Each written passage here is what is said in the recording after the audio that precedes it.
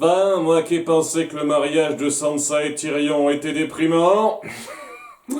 Un épisode qui repart sur les bonnes vieilles habitudes où on a énormément d'arcs à traiter. Ah, ça me manquait. Donc, on va commencer avec le segment autour d'Arya, vu qu'on poursuit un petit peu son arc par rapport à son entraînement. Et donc on reprend un peu ce qui avait été instauré dans le premier épisode où on l'a vu cette saison, c'est-à-dire que l'autre élève veut continuer à jouer au jeu avec elle. Le jeu où, je rappelle, elle lui avait demandé qui elle était, elle répondait personne, et elle se faisait un petit peu fouetter. Je veux dire, c'était un petit peu bizarre, là, ils reviennent un petit peu là-dessus. Où elle comprend pas très bien ça, elle comprend toujours pas très bien ce qu'on lui fait faire, hein, en faisant nettoyer des cadavres et de passer le balai tous les jours. Genre, cet endroit doit être super propre à la longue, quoi, si elle doit passer le balai tous les jours. Ou alors, c'est un putain de nid à poussière, hein, c'est extraordinaire. Donc, ouais, elle comprend pas ce qui se passe, elle veut des réponses, et c'est là que l'autre élève vient la voir pour refaire le jeu. Enfin, c'est Arya qui demande à faire le jeu. Elle lui demande une fois plus qui elle est, personne, elle répond personne, et ça satisfait pas la fille. Et Arya demande, et toi, qui t'es, d'où tu viens? Et c'est là qu'elle dit une histoire comme quoi c'est une ancienne héritière qui s'apprêtait à être tuée par sa belle-mère et tout, mais elle a demandé de l'aide à l'assassin, et maintenant elle le suit et tout. Voilà, je fais la résumé parce que c'est pas important ça. Et juste après ça, elle demande, est-ce que, à ton avis, j'ai dit la vérité ou pas? Donc Arya ne fait pas le tilt tout de suite. Alors que pour moi, c'est assez évident, une fois qu'elle a dit ça, que le jeu dont elle parle en question, c'est juste de bien savoir s'inventer une identité. Savoir bien mentir quand on vous pose une question, de façon à ce que ce soit crédible. C'est clair et net que quand quelqu'un te demande qui t'es et que tu réponds personne, ça fait bizarre. C'est clair et net. Donc voilà, c'est ça le truc. Mais elle comprend pas tout de suite. Il faut qu'on ait une autre scène avec donc un homme, Jaqen, et qui lui demande qui elle est, et là elle dit exactement qui elle est, toute son histoire, etc. Et elle arrête pas de se faire, taper après ça, donc elle comprend pas très bien, mais bon, après elle finit par comprendre, hein, un peu le temps à venir, quoi. Hein. Ça paraissait un peu évident la première fois, mais bon, elle comprend lorsqu'il y a quelqu'un qui vient pour présenter sa fille qui est ultra souffrante, il a tout essayé, quoi. Et c'est le dernier recours lorsqu'il vient ici, de façon à mettre un terme à ses souffrances. Hein. Vous voyez ce que je veux dire. Et donc c'est là qu'Arya finit par comprendre le truc en mentant à la fille de façon assez détournée, en disant que oui, elle a été soignée ici et qu'elle va mieux, alors qu'en fait, ce qui se passe ici, c'est qu'on tue les gens, par miséricorde apparemment, d'après ce que j'ai compris en fin de compte. Donc ça répond déjà un peu à cela, je suis assez content. Et donc, ouais, Jaqen a vu ça, il a l'air rassuré, convaincu, et donc elle a passé le test. C'est pour ça qu'il décide de lui faire voir, c'est une espèce de galerie des masques où il y a des centaines de masques qui sont accrochés pour changer de personnalité, d'apparence. D'ailleurs, il me semble qu'il y a le masque du mec dont il avait pris l'apparence au début de la saison. Et il lui dit, tu ne pourras pas devenir personne, mais tu pourras devenir une autre. C'est ce que tu cherches, en gros. Cherche à devenir une autre. Donc voilà, elle ne changera pas d'identité à volonté, elle devra se trouver une fausse identité. En gros, c'est ça. C'était pour mettre en place la chose, vous auriez pu être plus clair dans ce que vous vouliez. C'est un peu le détail, vous savez, c'est bien beau d'être énigmatique, un peu mystérieux dans votre façon d'inculquer les choses, mais si vous aviez été clair sur ce que vous vouliez, qu'elle comprenne, vous auriez pu lui dire tout de suite. Mais non, il fallait voir ça de façon détournée pour juger si elle a la jugeote de comprendre, j'imagine.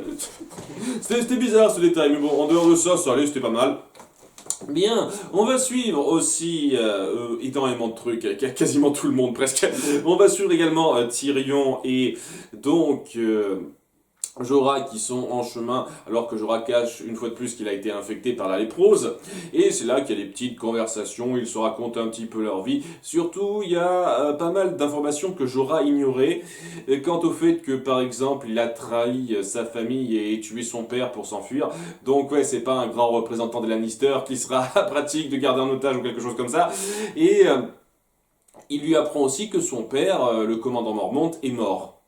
Voilà, c'est un truc qu'il ignorait et donc il l'apprend de la bouche de Tyrion. C'est un petit moment assez fort où on sent qu'il avait quand même de l'attache pour son paternel, j'avoue que c'est plutôt joli. Hein, c'était dans l'absolu dispensable, mais c'est bien de montrer ce genre de petits moments de personnages, même s'ils sont dispensables, parce que ça aide vraiment à les appuyer. Voilà, donc ils finissent leur chemin, ils poursuivent leur chemin, et finissent par tomber sur un bateau de négriers qui les attrape et qui sont dirigés par Monsieur Echo. L'acteur qui joue Monsieur Echo dans Lost. Je croyais qu'il y avait des problèmes avec l'acteur, avec la loi, et c'est pour ça qu'il n'a pas pu continuer la série Lost, mais apparemment il a réglé ses problèmes, puisque il peut jouer dans cette série maintenant. Ouais, quoi, c'est des négriers, donc des mecs qui capturent les gens et les vendent. Et au début, ils essayent, ils voient que c'est un combattant, Jorah, donc ils se disent qu'ils pourront en tirer un bon prix, et ils se disent, on a rien à foutre d'un nain. Mais, alors ça c'est un truc, genre de détail aussi à la con que je trouve ridicule un petit peu à insister, mais voilà, il y a quand même un truc qui porte chance, c'est les bites de nains. Ah oui, c'est un truc qui porte chance, les queues de nains.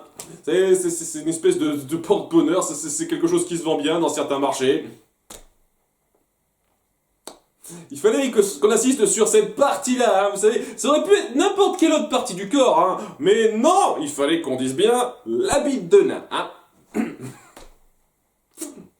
C'est ce genre de détail que je trouve forcé pour rien, quoi, c'est gratuit, vous auriez pu faire ça sur n'importe quelle autre partie du corps sans aller à ce point dans ce détail, mais bon, il fallait que ce soit ça. Et bon, Tyrion arrive à s'en sortir pour le moment, ils essayent un petit peu de survivre sur le coup, en disant « Ouais, mais vous savez, si vous présentez ma queue comme ça, ils croiront pas forcément que c'est une queue de nain, donc gardez le... » le produit en entier avant de vendre ça, histoire de survivre un petit peu. Et donc ça marche un petit peu, ils vont le garder en vie. Et c'est là qu'ils finissent par apprendre par les pirates que les arènes ont été rouvertes à Myrine. Les nouvelles vont vite, ou bien il s'est passé un certain temps assez important entre les deux épisodes. Parce que ça date juste de la fin de l'épisode précédent, quoi. Je dis ça comme ça, c'est un détail. Et c'est là que Tyrion et Jorah essayent de la jouer fine en faisant croire que Jorah est pas en faisant croire, en leur faisant bien comprendre que Jorah est un combattant de renom qui pourra se battre dans les arènes et leur rapporter du fric. Et donc, voilà, ça les convainc pour se rendre à Myrine. Et donc, ils pourront un peu profiter de l'occasion pour aller là où ils veulent aller, en espérant peut-être pouvoir survivre et réchapper à leurs captifs. Je pense sérieusement qu'ils y arriveront, je ne sais pas exactement comment, mais on verra bien. C'était pas trop mal, un petit peu rapide. Ça tombe un petit peu comme ça, cette histoire de négrier, mais en dehors de ça, c'est pas mal, c'est plutôt bien géré. Du côté de Dorne, on va poursuivre ce qui a été instauré il y a 2 épisodes de cela, avec donc nos 2 larrons qui sont déguisés en soldats dorniens et qui partent direction le palais pour sauver Myrcella donc. Et ouais, il y a un échange qui est à la fois un peu problématique et à la fois assez drôle, avec Bronn qui demande une fois qu'on sera là, qu'est-ce qu'on fera, et Jaime répond j'ai toujours adoré improviser. Et Bronn répond ah c'est pour ça la main d'or en fait. Alors c'est très marrant sur le coup, mais ça reste très con. C'est-à-dire vous faites même pas vous essayez même pas de faire une visite des lieux, de voir un petit peu comment ça se passe, etc. Ou alors peut-être qu'ils le font hors champ, j'en sais trop rien. Ça donne l'impression qu'ils font sans rien prévoir, etc. Et ouais, pour une mission de sauvetage, surtout avec le temps que vous avez eu pour réfléchir dans le bateau, etc. Je trouve ça dingue qu'il y ait que le côté on va improviser. Enfin bref, ils arrivent à se faufiler pour approcher Myrcella, c'est une chance. Sans qu'on explique trop comment, mais bon. Myrcella qui est apparemment amoureuse un peu éperdue de son promis, le fils Martell de Dorne, le fils du prince. Donc c'est une espèce d'amour jeune entre eux, tout ça, ça n'a pas du tout été instauré ou quoi que ce soit, mais il fallait mettre ça un peu en place pour s'appuyer que Myrcella veut pas les suivre tout de suite. Voilà, ils se présenteront à elle et Myrcella ne voudra pas partir, surtout que le prince voudra la défendre parce que il sent qu'il y a quelque chose de louche avec eux. C'est juste histoire d'appuyer un peu de conflit pour ça. j'en sais rien, est-ce qu'on va insister sur cette histoire d'amour à la con? Parce que je vous assure que j'en ai un peu rien à foutre, moi. Myrcella, j'en ai un peu rien à branler. La seule chose intéressante, c'est ce qu'elle représente pour Jamie, ce qu'il veut faire pour elle. Mais les sentiments de Myrcella, ça fait des lustres que ça a toujours été un personnage de troisième plan qui servait juste à appuyer le statut de mère de Cersei et un petit peu de père de Jaime récemment. Maintenant, c'est un peu trop tard pour lui donner une personnalité et des motivations, surtout si c'est un truc aussi niais que ça. Oh, je suis amoureux du type qui est présent, je veux rester avec lui. Et ça appuie une fois de plus un problème que j'ai. Comment ça a pu se mettre en place, cette espèce de message, de menace qui a été envoyé à Cersei? Est-ce que vous essayez de dire que c'est Elia qui a fait ça pour envoyer un message? Ça n'a pas été super clair. J'espère qu'ils rendront ça clair. Très sincèrement, ça me gave qu'on n'explique pas certains trucs. Je demande pas quelque chose de super fort, je demande pas un truc ultra détaillé. Je veux juste quelques phrases qui précisent bien de façon claire qui a envoyé ce putain de message. Qui a envoyé cette statue de vipère avec le collier de Myrcella dedans. Je veux juste savoir ça. Vraiment, est-ce que la série va être trop feignante pour me le dire? Je pose une question rapidement. Bref, cela étant, quoi, parallèlement, et ça, un gros coup de chatte, il y a Elia qui a envoyé ses 3 Amazones, parce que je suis désolé, c'est clairement ça, s'occuper de Myrcella au même moment. Ils arrivent 30 secondes après que Jaime et Bronn les rejoignent, et je trouve ça assez dingue qu'ils arrivent à faire un peu jeu égal, surtout quand on voit qu'ils ont instauré à quel point elles étaient super fortes, c'était des grandes guerrières et tout, dans le segment précédent où on les a vus il y a 2-3 épisodes de ça, et que maintenant Jaime arrive à se battre de mano à mano avec une d'entre elles, en ayant presque le dessus, quoi. C'est assez bizarre. Enfin bref, voilà, il y a du combat, et au bout du compte, ça ne mène à rien. Parce que ils se font surprendre par la garde, dirigée par un grand mec black. Apparemment, il est relativement important, puisqu'on l'a un peu introduit dans cet épisode. Je suis sûr qu'il jouera un rôle un petit peu important par la suite. Et voilà, ils se font tous capturés. Tout ça pour ça. Toutes les filles Amazon sont capturées, Elia est capturée, Jaime et Bronn sont capturés, tout le monde il est capturé.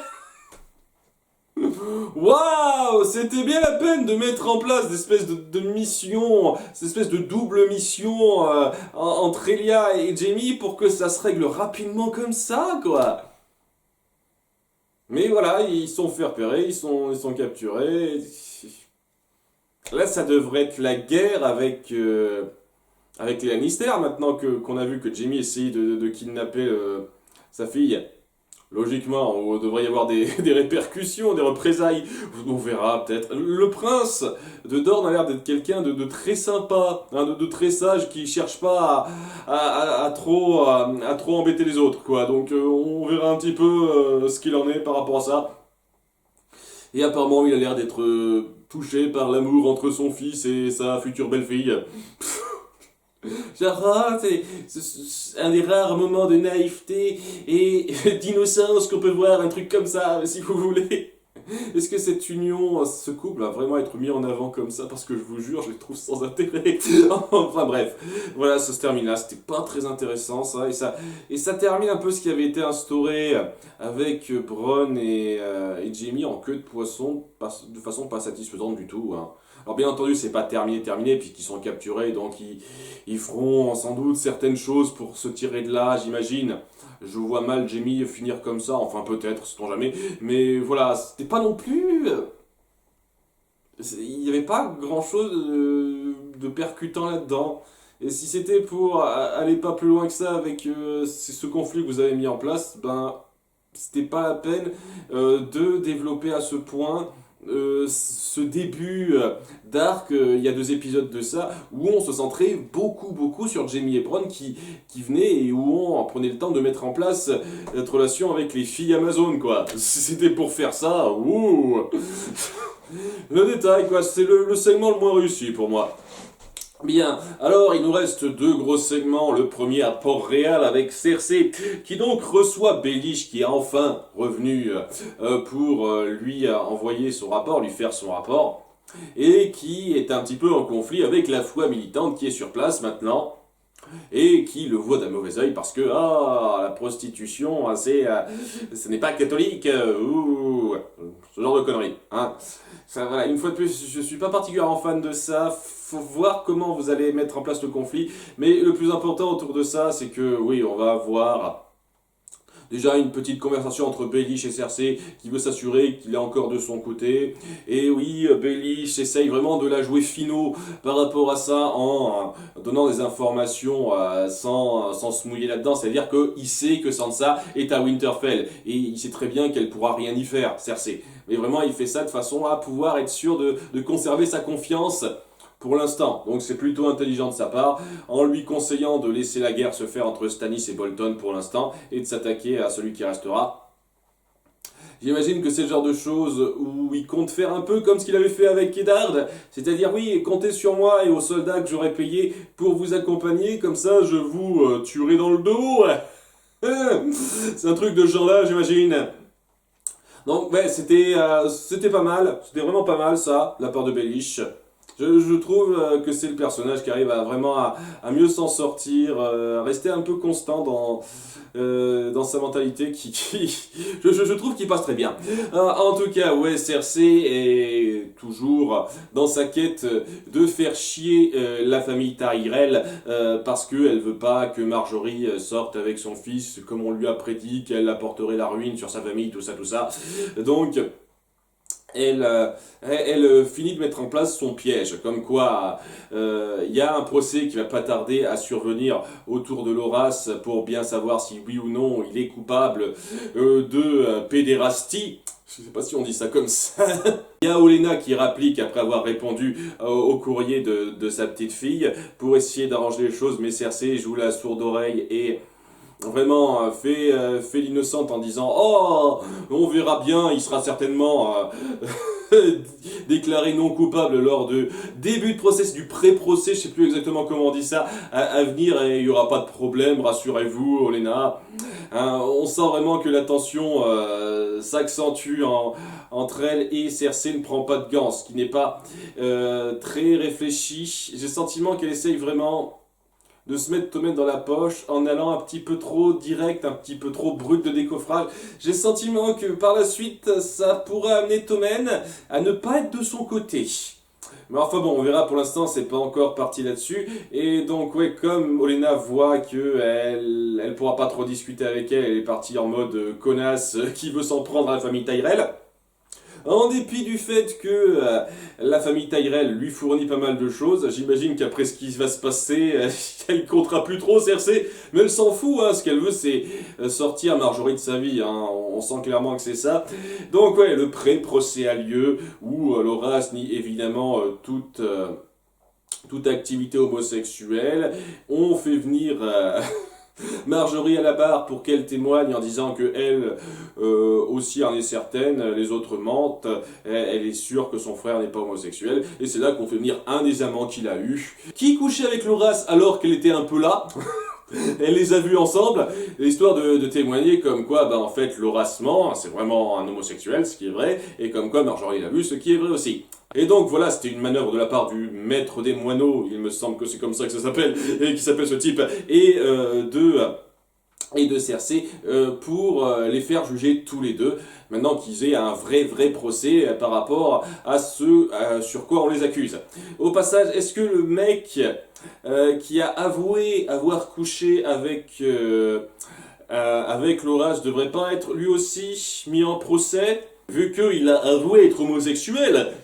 Donc, s'il devrait être aussi pécheur que lui, aux yeux de la foi militante, c'est un petit peu bizarre ça, hein. Bon, je sais que c'est parce qu'ils ont noué une alliance ou une connerie comme ça pour qu'ils disent ça, de façon à ce qu'ils puissent être pardonnés, puisque c'est pas leur cible. Hein, on soit bien d'accord, allez pas croire une seule seconde que j'ai pas compris ça, mais c'est un peu le genre de question que je poserais direct si j'étais à la défense de Loras. Moi, je dirais, ouais, pourquoi vous avouez ça alors que ça vous incriminerait tout autant que lui? Hein? Qu'est-ce que ça veut dire? Est-ce qu'il y aurait pas des anguilles sous roche là-dessous? Parce que bon, je suis sûr que la peine pour ça doit pas être très joyeuse, hein. Au mieux, ça doit être plusieurs années d'enfermement. Au pire, soit il se fait tuer, soit il se fait couper quelque chose, vous voyez. Donc, je pense pas que ce soit si bien que ça. Mais bon, voilà, c'était une manœuvre un peu directe, un peu crue et directe de la part de Cersei pour se débarrasser de Loras et surtout de Marjorie qui a témoigné en sa faveur. Donc, elle est accusée de parjure avec ça. Et donc on va voir un petit peu comment ça va se jouer par la suite. Je suis sûr qu'Olenna restera pas les bras croisés avec ça, qu'elle réagira bien. Et ouais, donc le conflit entre les Lannister et les Tyrell se met direct là. Hein. Il se pose sur la table et on se lance, c'est parti. Cersei a pas tout à fait la même approche fine qu'avait Tywin. Et honnêtement, j'ai le sentiment que ouais, c'est un peu un déclin pour elle. Je sais pas exactement comment on va la faire progresser, si vraiment ça va marcher. Parce que même si ça devait marcher, on peut être certain que après ça, les Tyrell seront pas du tout du côté des Lannister. Et donc, ouais, les Lannister seraient en très mauvaise posture puisque ils sont endettés. La famille qui les soutient ne les soutiendra plus avec ça. Comment ils s'en tireront? Je pose une question là. Le sentiment qu'elle n'a pas grandement réfléchi à ça. Elle pense surtout à ses enfants. Cersei, mais ouais, quoi, elle n'a pas l'air de réfléchir sur le long terme et on voit clairement qu'elle vaut pas Tywin à ce niveau-là. D'ailleurs, Olenna le dit direct aussi à un moment donné lors de leur conversation. Oui, je n'avais pas beaucoup d'estime personnelle pour Tywin, mais je respectais un petit peu son intelligence. Là, non, elle le dit pas pour Cersei, c'est assez clair. Enfin bref, là, ce conflit, s'il est bien géré, peut être intéressant, mais ça montre aussi le côté hâtif de Cersei qui risque de s'en mordre les doigts par la suite. Et si les répercussions se font bien et que certaines parties reçoivent la monnaie de leur pièce par rapport à ça d'une certaine façon, ça peut être satisfaisant. Mais il faut voir par la suite. Enfin bref, le dernier morceau sera autour de Ramsay et Sansa, qui donc s'apprêtent à se marier, c'est leur noces. Ça va vite ces trucs. Non mais je veux dire, à chaque fois qu'il y a un mariage avec Sansa, on l'annonce un petit peu et quelques épisodes d'après ça se fait. Alors que d'autres fois ça prend presque une saison pour se faire. C'est assez dingue je trouve, hein. Le mariage entre Joffrey et Marjorie, ça a mis une saison et demie presque à se mettre en place. Par contre, le mariage entre Sansa et quelqu'un d'autre s'est décidé et quelques épisodes plus tard, c'est bon, hein, c'est lancé, c'est fait, hein. On perd pas de temps, hein.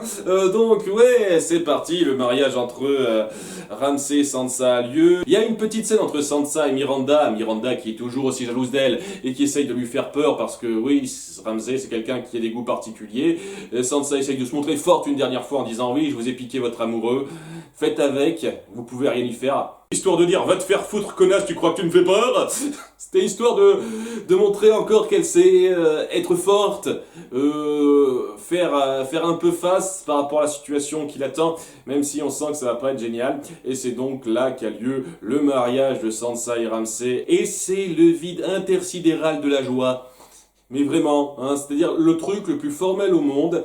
Et tout le monde se fait chier comme un rat mort parce qu'on voit très bien qu'il n'y a absolument aucun amour là-dedans, de la part de qui que ce soit. Il n'y a que Ramsay qui s'en va jouer un petit peu. Et encore, il essaye de se contenir, il n'est pas aussi direct que Joffrey quand il veut. Mais voilà, c'est l'absence totale de joie et on voit à quel point ça peine Sansa qui se force à dire oui devant l'hôtel. Tandis que ouais, Theon est un peu obligé une fois de plus de jouer les toutous de Ramsay. J'apprécie vraiment la façon dont on joue avec Theon, qui a un petit peu, une fois de plus, accepté sa fonction de schlingue, mais qui garde le passé de qui il était avant, et qui observe un peu tout ça, en sachant que c'est horrible ce qui se passe, mais il n'ose pas aller plus loin. Il y a un moment très fort par rapport à ça à la suite. Et d'ailleurs, j'en parle tout de suite, puisque bon, le mariage, c'est vraiment une formalité qui est faite. Et c'est après ça que je me suis rendu compte, attendez une seconde. Sansa est toujours vierge à ce moment-là et ils viennent de finir leur mariage. C'est là que ça fait tilt. Ah oui, il doit y avoir ce petit moment-là, c'est vrai. Ça devait arriver donc. Alors je sais pas ce qui aurait été mieux qu'elle fasse ça avec Joffrey ou qu'elle le fasse avec lui. Je pense que sa place dans sa tête, elle doit se dire pourquoi j'ai pas accepté que Tyrion me déflore. Je pense qu'elle doit se dire ça un petit peu dans sa tête, en plus des cris de sanglots qu'elle doit retenir, parce que voilà, elle doit se taper Ramsay pour sa nuit de noces, et lui, il va pas être aussi sympa que lui, hein. Il va pas être aussi sympa que Tyrion en disant « Oh, vous voulez pas tout de suite? Très bien, je vais attendre. » Non, non, non, non, non. Déshabillez-vous très vite, et toi, Schling, tu restes là, tu nous regardes. Et voilà, c'est montré à la plus grande des cruautés abjectes qui soit. Et j'avoue que c'est très fort en termes de mise en scène, hein. Ah oui, non, mais c'est super abject cette scène, hein. À dessein, qu'on soit d'accord. Mais oui, on a énormément de peine pour Sansa tout de suite. Et pour Theon, parce que oui, lui, il veut pas assister à ça. Il a toujours ce passé avec Sansa avant, comme quoi il l'a considérée comme une sœur avant. Et il est forcé de voir ça, il ose pas se soulever, il ose toujours pas se soulever contre lui puisqu'il l'a conditionné à ça, et c'est à la fin ça se termine sur elle qui s'apprête à se faire violer carrément, hein, même si c'est censé être leur nuit de noces, elle se fait violer, et où on se centre sur Theon qui observe ça. C'est un moment assez fort, hein, je reconnais, assez fort d'abject, et qui passe très bien, qui appuie parfaitement les personnages et leur situation. J'avoue qu'en termes de mise en scène, c'est très efficace. Et je suis vraiment impatient qu'il crève, ou un truc comme ça, ce personnage de Ramsay. Vraiment, hein. Vraiment, le nouveau Geoffrey, comme je l'ai dit, hein. Vivement qu'il crève. Ça va être aussi jouissif de le voir crever que de voir crever Geoffrey. Ah, ça va être sûr, ça, hein. En tout cas, ouais, c'est là que ça se termine. C'était très fort sur certains points, vraiment. Un peu grossier sur certains autres, mais globalement c'était bien. Voilà, j'ai apprécié le développement de Ramsay et Sansa, de Tyrion et Jorah, c'était pas trop mal, même s'il y a des trucs qui sont tombés un petit peu de nulle part. À côté de ça, la partie autour d'Arya faisait un peu trop parenthèse inutile, je trouve, quand on voit vers quoi ça part vers la fin. Et la partie avec Jaime et Bronn, bah, c'est un peu décevant. C'est assez décevant par rapport à ce que ça promettait avant. Mais en termes de qualité générale, c'était bien. Pas un des meilleurs épisodes, mais un épisode avec des moments forts que je nie pas. Et pour l'instant, même si on sent qu'il y a une légère baisse de qualité par rapport aux 4 premières saisons, ça reste quand même à un bon niveau, hein, je regrette pas trop ça. J'avais un peu peur avec les deux premiers épisodes, mais depuis 3-4 épisodes, ça va, quoi, c'est pas non plus, ça n'a pas trop à rougir par rapport au début, je trouve. Enfin bon, hein, on verra par la suite, à bientôt pour l'épisode 7, bye.